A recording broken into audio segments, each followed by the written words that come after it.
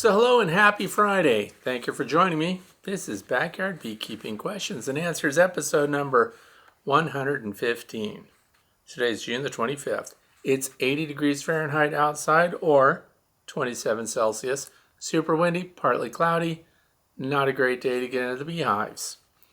And the opening sequences, those are beehive landing boards right here in my backyard apiary that I filmed just before making this video now. So as you can see, piles of pollen coming in. Lots of good stuff happening. Don't forget, by the way, there's a lot of these.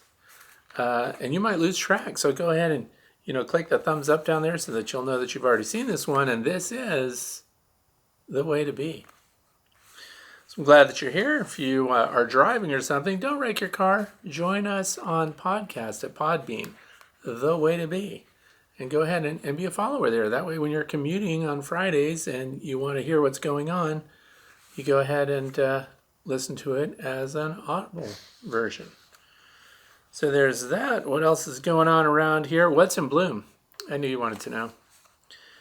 White clover right now, but they're not on it. And you know what that tells me? There's something else that's really good out there that might be even better. Milkweed is blooming now, just getting started. Milkweed, fantastic, full of nectar. Hyssop, anise hyssop. If you don't have that and you live in the northeastern United States or anywhere where that stuff will grow, I highly suggest that you plant it. It takes a couple of years to really get going. It's a perennial plant, so it's a long-term investment. I've been planting several acres of it mixed in with other things, not pure monoculture hyssop, but I planted it last year, went nuts looking around trying to find it. And now this year it's already a couple of feet tall and it's flowering right now. What else is good about it? Hyssop is going to flower. This is the end of June. From July through October. So if you're looking for a native plant that you can put out there that the bees will go after and that will give you nectar and resources for a broad span of time, hyssop would be good. Anise, A-N-I-S-E, hyssop. Swamp milkweed is blooming. It also has a long bloom period, so that stuff is going good, but it requires moist soil to be on, also a slow starter, and they're going good. So right now I have 3 different varieties of milkweed on my property, and that's great, but I only see a couple of monarchs so far. Aside from that, the honeybees will be all over the milkweed. You know what else is funny about when the honeybees have been into the milkweed and on those plants?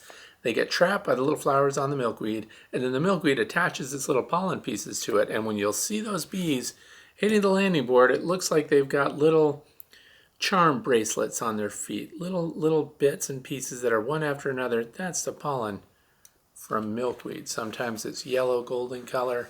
So if you see something weird on your bees dangling when they're flying in or scooting into the hive, they've been on the milkweed. Their feet got trapped and they ended up flying away with the pollen. So what else? Spreading dogbane. That stuff is invasive. I have a field that has a good portion that's covered by it. Kind of in the milkweed family. When you pull it, it has a little milky substance. Toxic to grazing animals. That's why people don't put it out there. And I was going to eliminate it, but you know what? The bees are all over it. So they do like that. And I think that's about it for the introduction. So let's jump right into the very first question. These questions were submitted over the past week. You can write your own question down below. You can also follow the link in the video description that takes you to my website, thewaytobee.org. And you can fill out a form and submit your own question. So there we go. Let's get started. William sent the first one in here. And Bill T. here from North Carolina. Need to ask your opinion on 2 topics. I saw numerous videos about hive beetles. One beekeeper said that the beetles like to hide in the corners and edges of the hive box. I thought of running a bead of Elmer's glue along the inside of the supers and smoothing it out with my finger. It dries, cures clear, and smooth.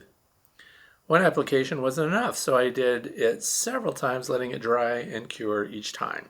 After several coats, the transparent, glued insides of the frames were smoothly rounded, no hiding places for beetles.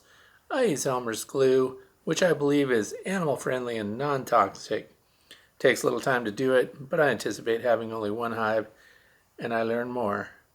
I have plenty of time. Your thoughts, please. Well, it doesn't just come about. Uh, as far as the hive beetles, now hiding in corners inside the hive, they do seek out crevices and stuff. And I'm just using this frame as an example. Some people do not like these plastic frames. This particular one, you can ignore the fact that it's green because this is a drone-sized frame. But what I want you to look at are these upper edges.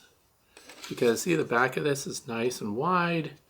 It has these openings in it. It also has openings down the ends here. These are hiding places for the small hive beetles as well, and there's some along the bottom, which makes for a nice sturdy plastic frame. That particular one comes from Acorn. It's heavy waxed. Those who live in beetle country, because up here, northeastern United States, state of Pennsylvania, the small hive beetle is not that big of a deal. In fact, I've only found one, and that was in a tray. One. So, I can't test small hive beetle traps and things like that. But what I will say is the Elmer's glue move, yeah, Elmer's glue is considered non-toxic. But here's the other thing. Look into hot glue. So you get a hot glue gun. The glue sticks come in a lot of different compositions, and there are non-toxic glue guns.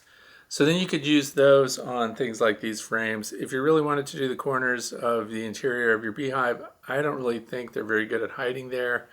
They like to get into thinner areas because remember, your bees can access corners. That's why we see hive beetles, based on other people's reports, up underneath the inner covers and things like that where the bees don't often go.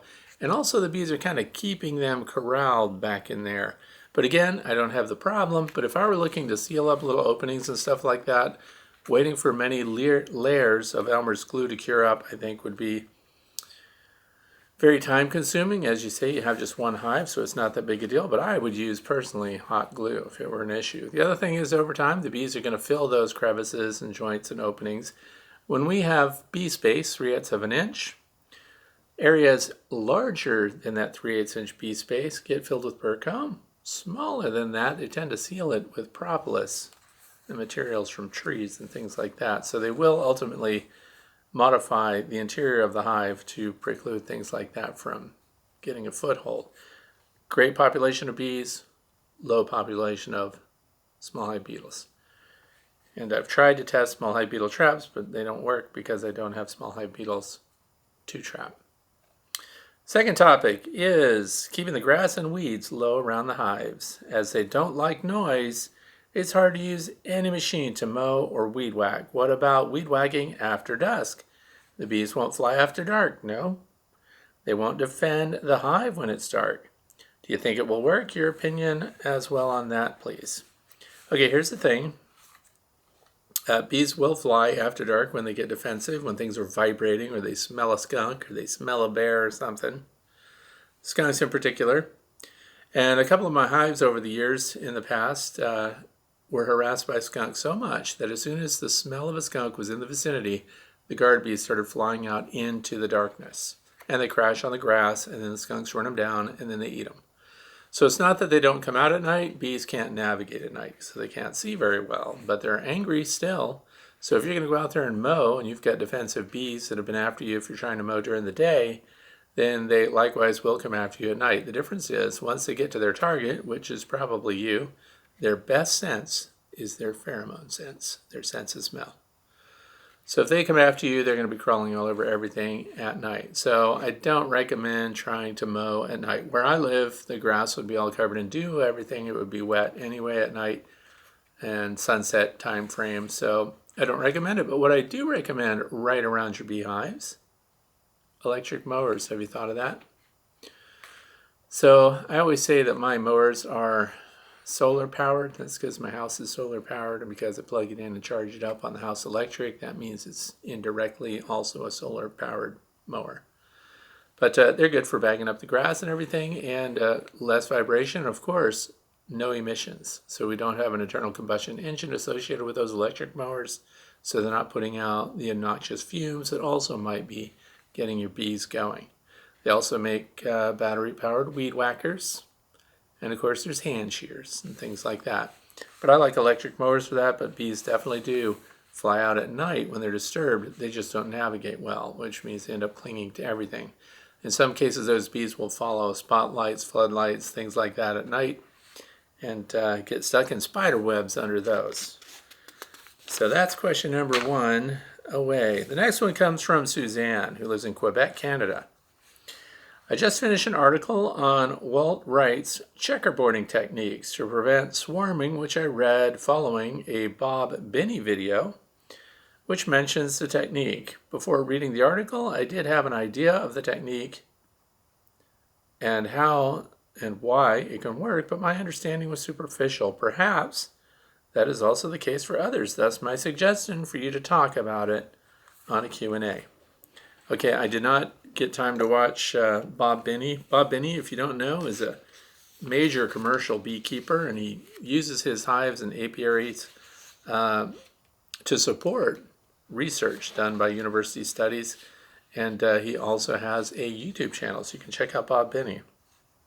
I also did not read the article about by Walt Wright, but I will show you this. I made this little superficial drawing.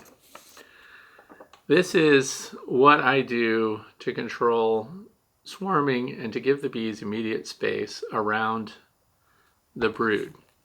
So every beehive I have has at least a single deep brood box to start out, and it has a bottom board.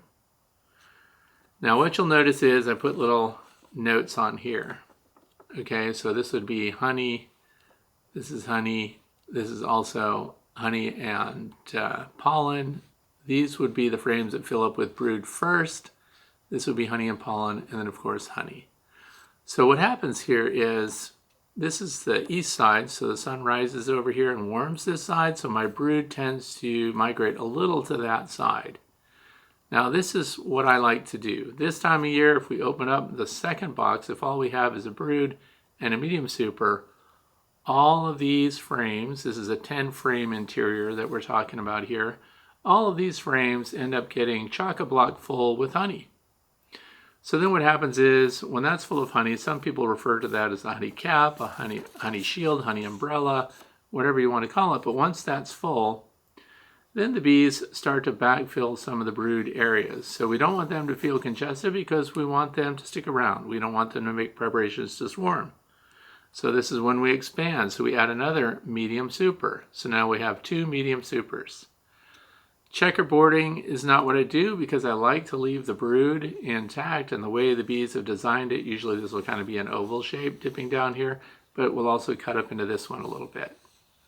So then what I do is I take these full frames of honey. You got a couple of options if this is an emergency, but if you've got plenty of time and you're ahead of them, I take the full frames in the middle because they fill first. They also fill and cap the wax on the east end and work their way west.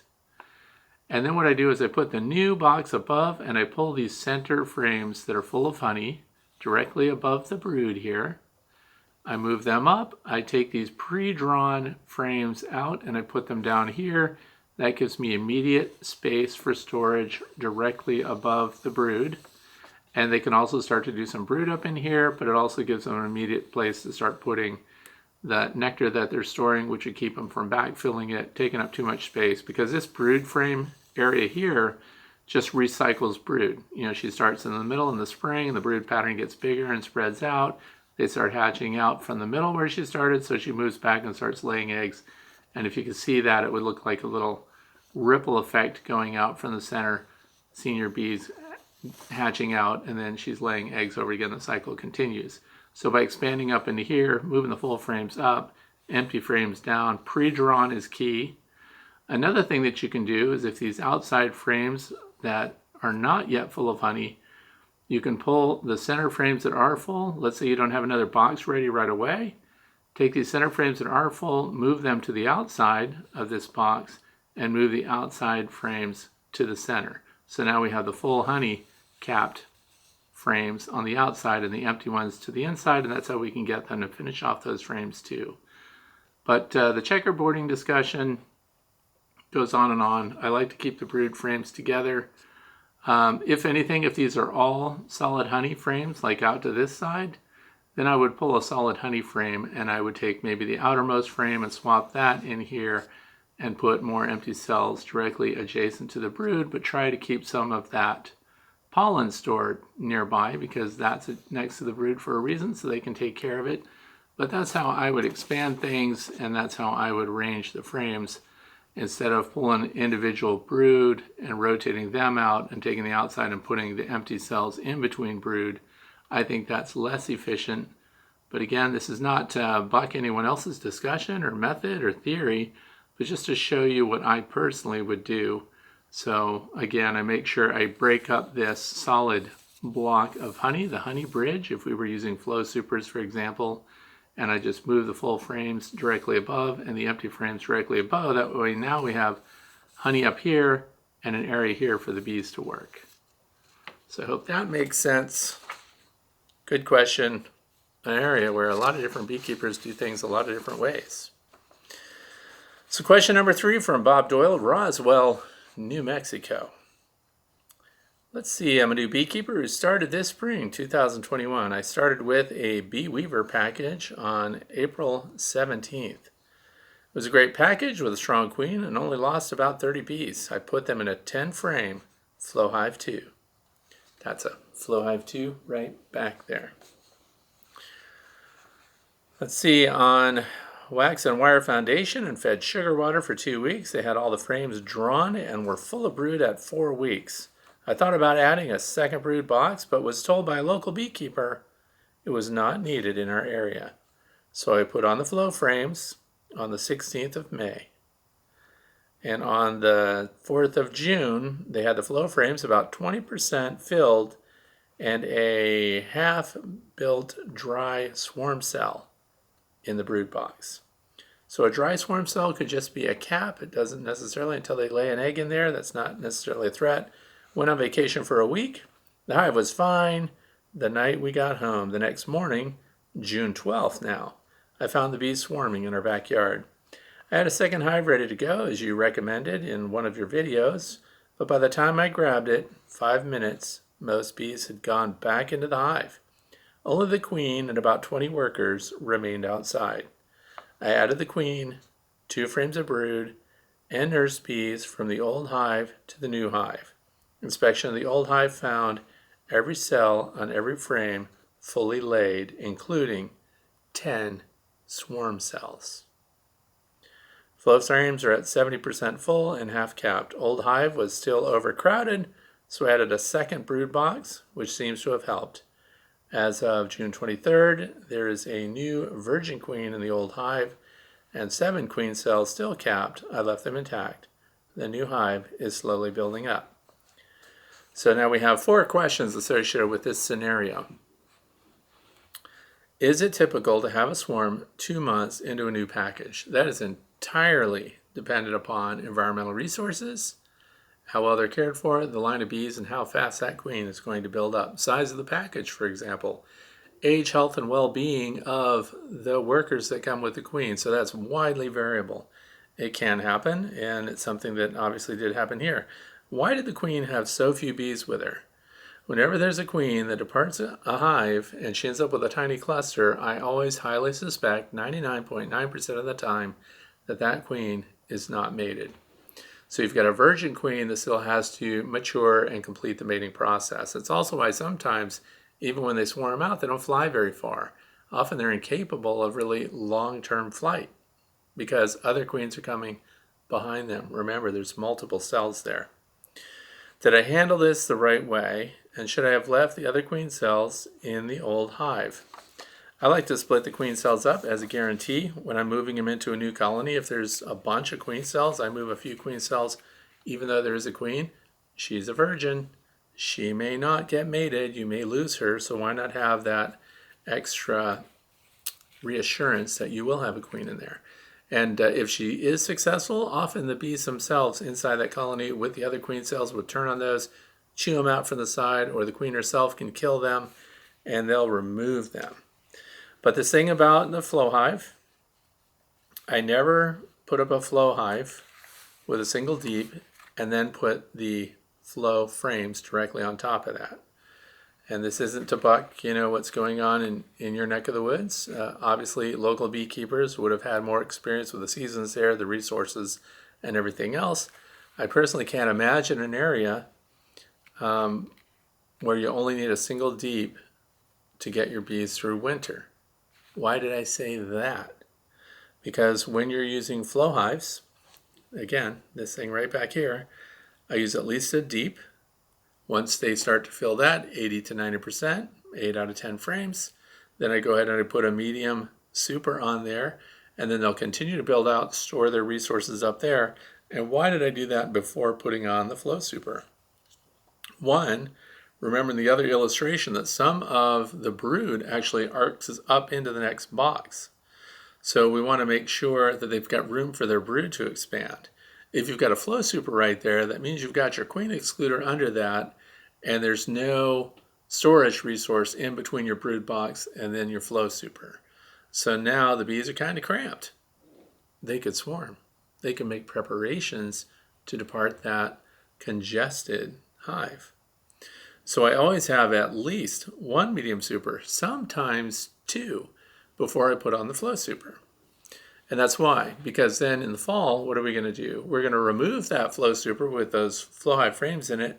We're taking that off after we empty it, and then the bees are going to clean it up, and then we're closing up that colony for winter, and they need the deep and at least a medium where I live. See, I can't speak to your climate, but where I live, they need that deep and at least that medium super to get them through winter. Plus, it's an expanded area, which will help prevent or at least reduce the chances that you'll have the scenario that you described in your question. So that's about it for that. I know that the inventors in Queensland, Australia, Cedar and Stuart Anderson, they have a beautiful area. They've got nectar year round. The bees are not ever clustered. They're not cold there. So they can have just a single deep queen excluder flow super because that brood, somehow their brood stays small enough. Here where I live, the brood would expand beyond that single box a little bit. And then they need a place for resources. They need a place for honey, for pollen, and the other resources that they need to continue that colony at its full size. So maybe they just never get that big there. I don't know, but I have colonies that would not fit in even 2 boxes. So you end up with going into the nectar flow for me at the end of July. That's when we put the flow supers on. See, I don't even have supers on right now except for the medium supers that keep the bees with resources and room for expansion until we get to that big nectar flow, which is when the goldenrod, asters, and all of that start coming out. So, I hope that answers that question. Question number 4, Kathy W. I have a 2018 queen that survived 3 Massachusetts winters and still laying strong. Her bees are gentle and productive. I would like to make new colonies from this queen. But the hive didn't make swarm cells. Neither this year nor last year is it still a good idea to make new colonies by forcing the bees to make super seizure cells. Thank you. Well, ultimately, when the queen begins to fail, the bees on their own should be making super seizure cells. But now I'm going to get into an opinionated area and talk about that. This time of year, for example, when do you want your queens to be developed in your hive? At a time when the natural resources are providing a maximum quality of nutrition, because that nutrition translates into larger, healthier, better developed queens. Does that make sense? I think so. So the other thing is we don't want them to make super seizure cells. We want them to make swarm cells because that's a lot of planning. They'll build bigger cells, bigger, healthier queens because of the nutrition that's coming in. And how can we make that happen? How do you force them to do it? Well, it's easy to do it if you don't expand the colony, much as described by the previous question. If you have a limited space, if you have a healthy colony of bees, it's expanding, they will run out of space and they will create swarm cells. And those will be the healthiest cells for queens to develop in. So here's the other thing. If you're inspecting them, then you could go through and see if any of the swarm cells are kind of skinny and little and muted a little bit and just smush them. Leave several of the largest cells you can find as the replacements for your queen. The other thing is, you said that you'd like to make new colonies at the same time. So it's not rare that the queen cells that they build will be on separate frames of brood. So here's your opportunity to do a lot of things at once. You could pull 3 frames of brood with queen cells.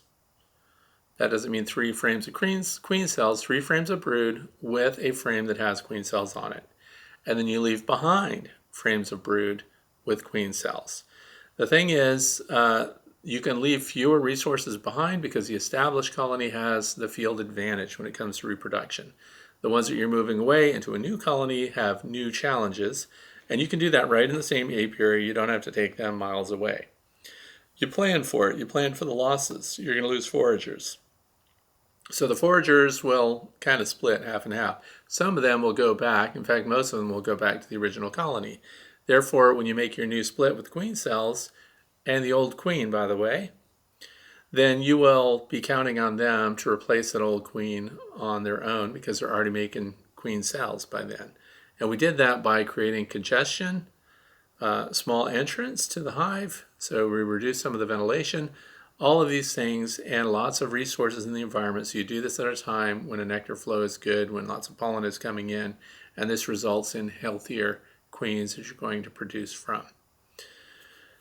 Now, then you can, if you want to, I mean, this is your favorite queen, so I would put the old queen if you're not against it. So you want to start a new full-size hive, so you can have a 10-frame single deep box that you started that with lots of pre-drawn comb. If you do that, better comb, for example, would help you get there.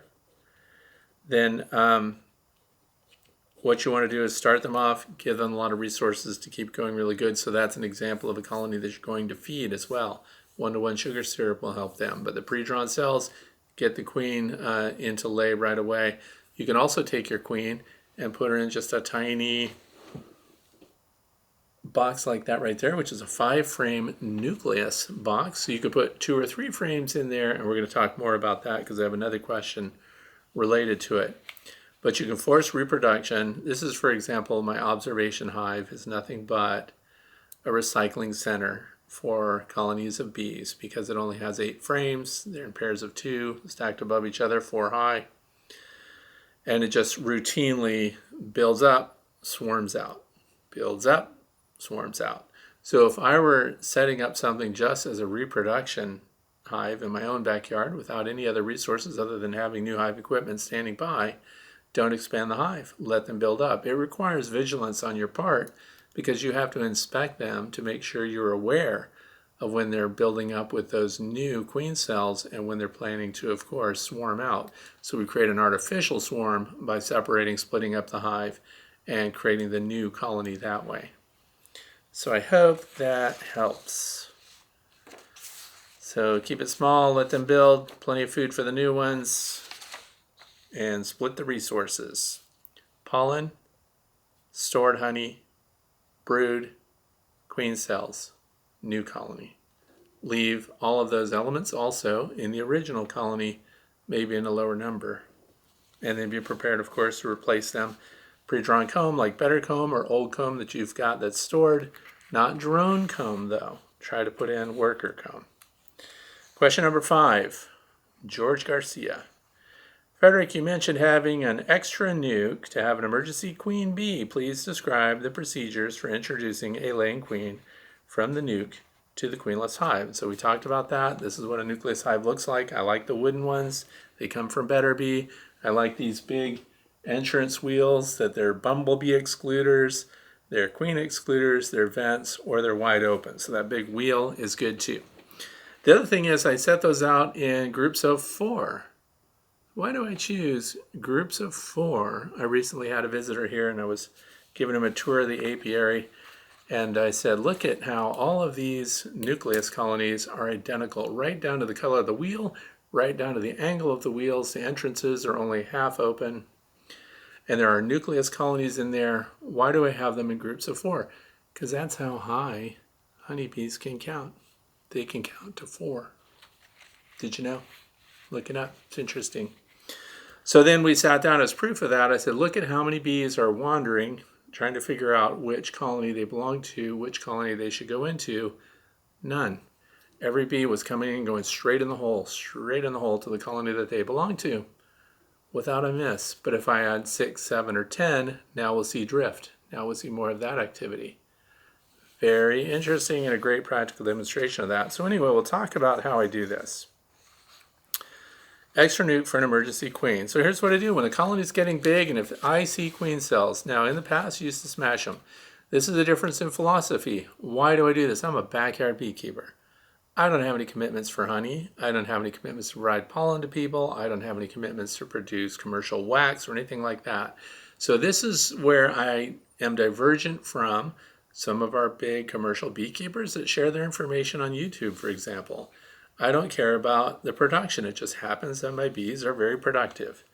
But this type of splitting and managing and things like that always reduces the numbers of bees, always reduces their production, and may result, in fact, most likely will result in the beekeeper not being able to harvest honey and resources from their hives and give a bunch of honey and everything to the neighbors. So what you're doing is you're investing in the future, kind of. So what I do when I'm looking at that, and if I've done an inspection and I'm a little late, and this is what we're going to do in this coming week, hopefully, is we're going to do a video of these inspections. And when I find these conditions, we're going to split them and create nucleus colonies. So I'll take the queen out. I'll take the existing queen out with 3 frames, and it's a 5-frame nucleus box. So we'll take 3 frames, so now we have 2 empty frames that may be drawn comb or they may be foundationless because we have time for the bees. All we're creating is a survival box for them. Take the queen out, bring some eggs, bring some resources with her, capped brood, a little bit of everything, pollen, and a frame of honey. And then I put that in there, and they're all good to go. They're not going to leave their queen. Now it's in the hive that I took it away from. Now I have open brood, I've got eggs in there, pollen, resources, loads of nurse bees, loads of workers and foragers, so that colony is still set and still strong. But what have I done? I created a resource colony over here, and now there are 4 of them, let's say, and each has a working laying queen. My problem is, in the past, because I was not very vigilant at inspecting and keeping up with nucleus colonies, which is why I didn't like to keep them around, they build up so fast, all 5 of those frames are full, you know, they're in production, and I either have to make more nucleus colonies with them, or I have to put them into large full-size hives. And because I don't like to go beyond 20 colonies of bees in my apiary, I like to keep their numbers down. So now, let's say I'm doing an inspection. And here we go, we're looking at everything. You should be looking at each colony every 14 to 20 days, on average. And so when you're inspecting, you find out, oh, there's no eggs, there's no evidence of a queen. I don't see any.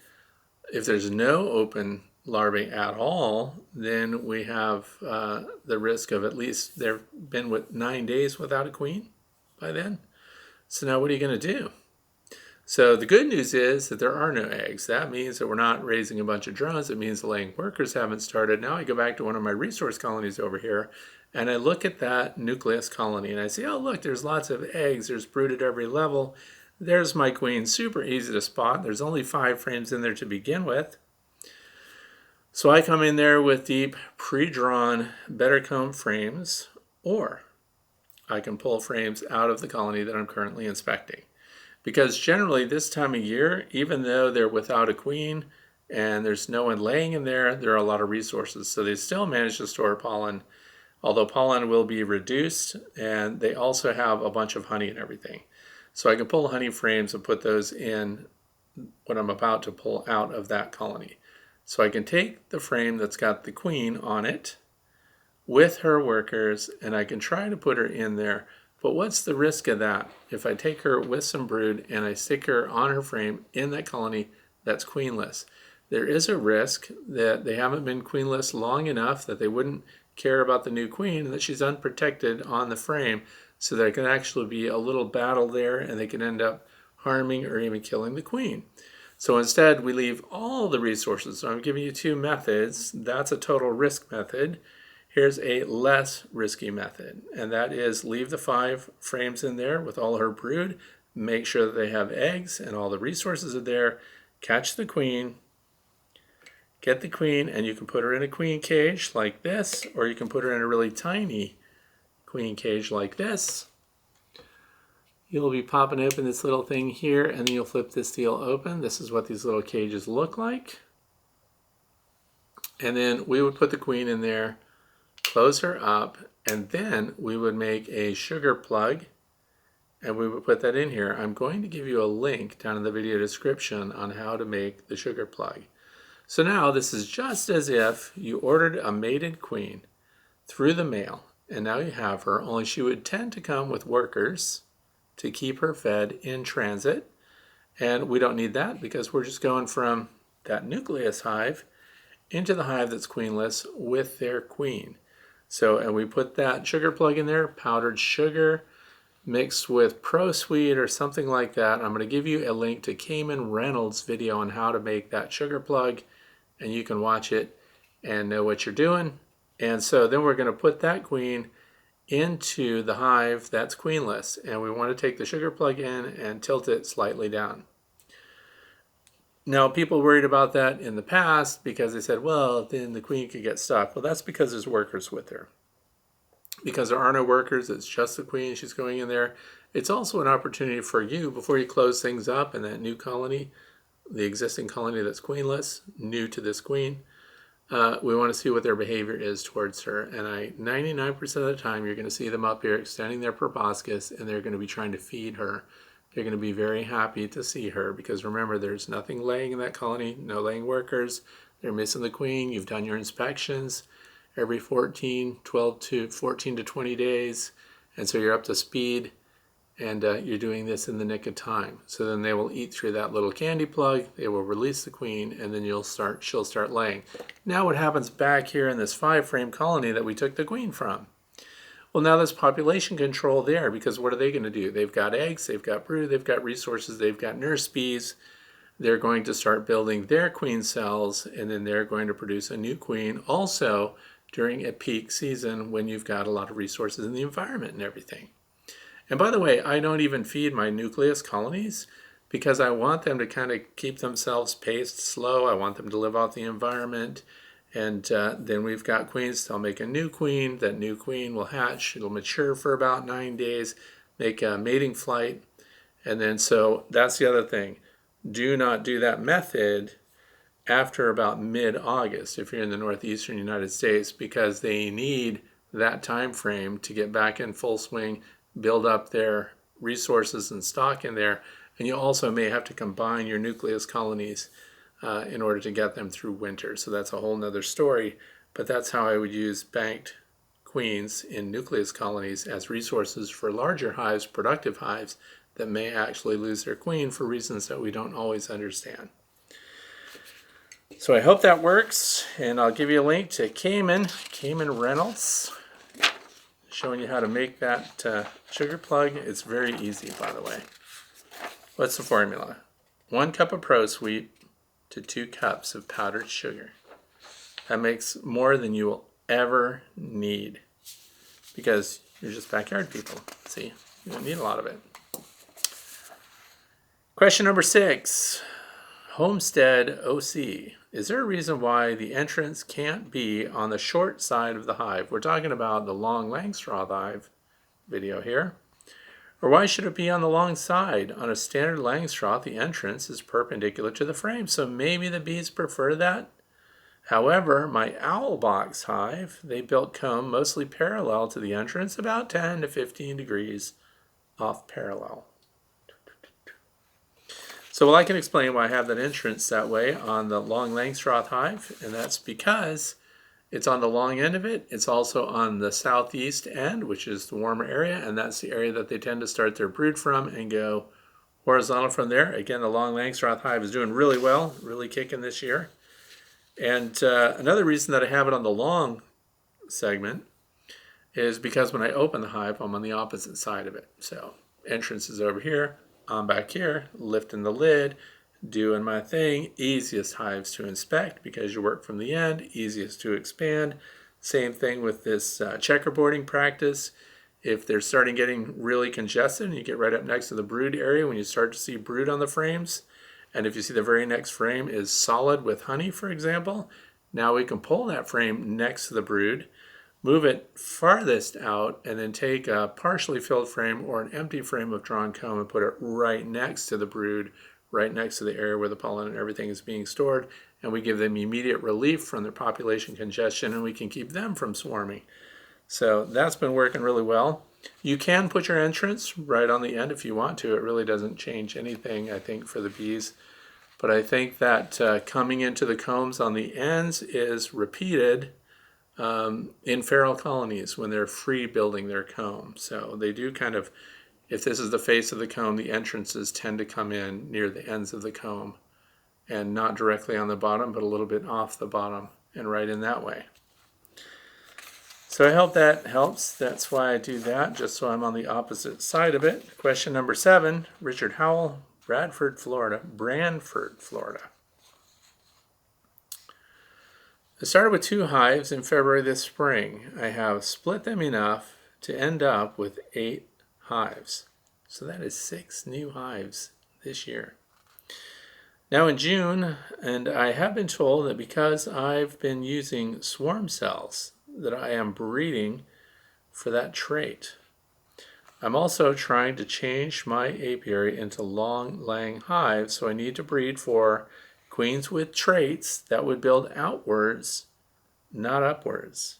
I guess I'm asking that if these statements are true, do I need to find queens to bring in to requeen my hives, and how would I go about finding such queens, or should I just use my queens who appear to be the sort expressing those traits?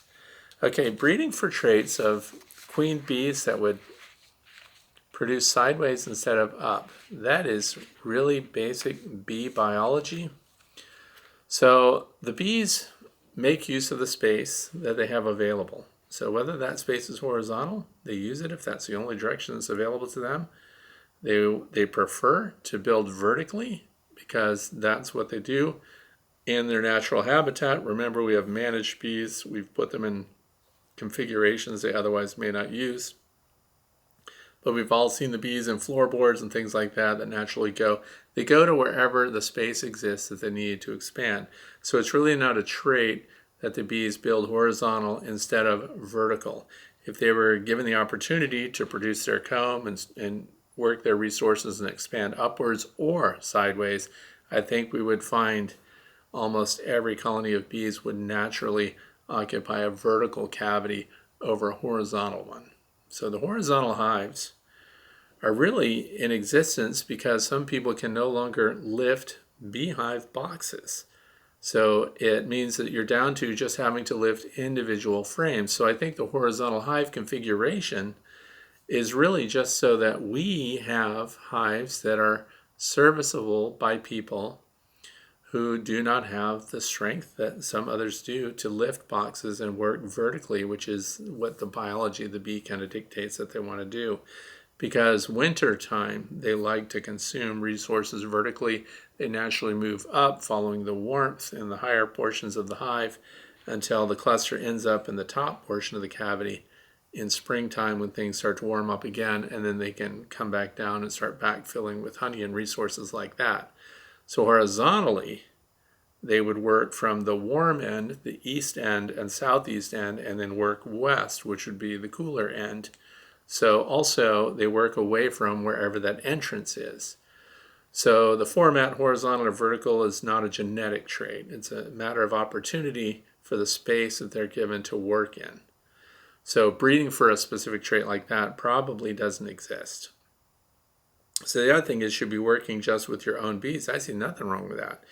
If you're working by producing your own queens and they fly out and they're going to mate with genetics that you don't know about.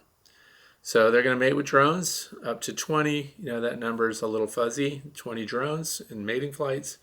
They come back. There may be a single mating flight where they just mate with a whole bunch of drones at the drone congregation area and they come back.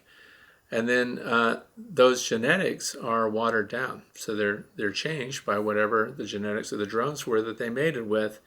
And that may or may not be fantastic, but it's going to be better than getting stuff through the mail from people that are nondescript about what kind of bees they have. So if you're going to buy in queens, for example, then you can hand select traits, and you can buy from breeders that are responsible and that produce bees that have the traits that you desire. That's the only way you're going to get known genetics from your bees, if you get them from reputable breeders. Otherwise, if you're a backyard beekeeper and you don't live in an area that's full of hostile bees, like Africanized bees, and they can go out and mate with bees that are already acclimated to your area, I think you're a little bit ahead. And then if you don't like what you get, you requeen. You make another one. You get rid of the queen you have. If they're too hostile, they're defensive, you get rid of that queen. And then you make another one. And those genetics continually are altered by, of course, the males that they're going to breed with. So that's what I would do. So those two things, you really can't breed for a horizontal trait. That's just not their biology, but they will use those spaces if that's all they have. So we've kind of pushed them into that form. So here we go, question number 8 from Selena, Newville, Pennsylvania. Oh, have you published your long-lang plans yet? I have one, but would like to know what improvements you are making to your original plans. Okay, I am going to write those up this summer. The plan is very basic, easy carpentry skills to make what I have. I am going to make some moderate changes, but overall I like it a lot. I like the way it's working, and I have to get them through a winter. Remember last winter I lost my long Langstroth colony. I don't believe it was due to the configuration. I think it was due to having lost my queen, and by not getting eyes on that queen late in the year, I was too late to replace her. So this year things should be different. The other thing is that this year we don't have a lot of varroa mites around. And not only that, that's being echoed by other beekeepers all over the place. So it's very interesting. And again, this year, remember, I brought in one package of bees, and that's so that I could get them into my Layens hive. And the Layens hive is unoccupied at the moment, and that's because Mann Lake, they shipped out a bunch of Saskatraz packages that just did not make it. So I did get one into the long Langstroth hive, so that is occupied by Saskatraz bees. All the other bees in my apiary are my own stock, came through winter, nothing new brought in. One small swarm that I gathered that emitted from a feral bee tree about 15 miles from us, that was brought in, and they are not showing that they have varroa infestation. So this is all very interesting year. I've not had to treat for varroa yet.